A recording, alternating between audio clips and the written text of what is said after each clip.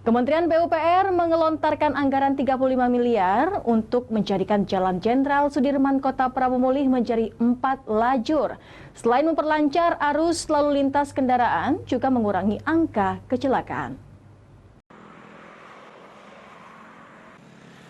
Pelebaran jalan sepanjang 500 meter di depan kantor Wali Kota Prabu Mulih kini tengah dikerjakan agar bisa dilalui kendaraan, serta dapat menekan angka kecelakaan yang sering terjadi. Pejabat pembuat komitmen 3.3 Balai Besar Pelaksana Jalan Nasional 5 Wilayah Sumatera Selatan, Surya Perdana mengatakan pelebaran dilakukan pada sisi kiri dan kanan dengan lebar 3,5 meter, sehingga nantinya jalan tersebut memiliki lebar 14 meter. Kalau untuk yang di pelebaran depan Wali Kota itu ada 500 meter.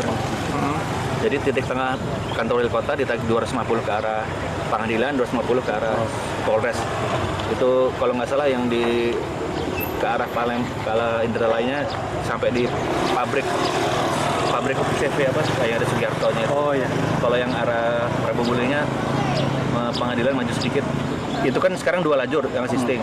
Kanan kita tambah 1, kiri kita tambah 1, jadi 4 lajur nanti. Target tujuan. Sebelumnya, pemerintah Kota Prabu Mulih mengusulkan pelebaran jalan milik negara tersebut mulai dari kantor Polres Prabu Mulih hingga rumah makan siang malam sepanjang 5 km. Namun belum bisa direalisasikan karena keterbatasan anggaran pemerintah pusat. Pelebaran Jalan Jenderal Sudirman sendiri merupakan paket pekerjaan proyek Jalan Lingkar Prabu Mulih, Jalan Perbatasan Ogan Ilir dan Kabupaten Muara Enim yang ditargetkan selesai akhir November 2022. Dari Prabu Mulih, Berry Brima, iNews melaporkan.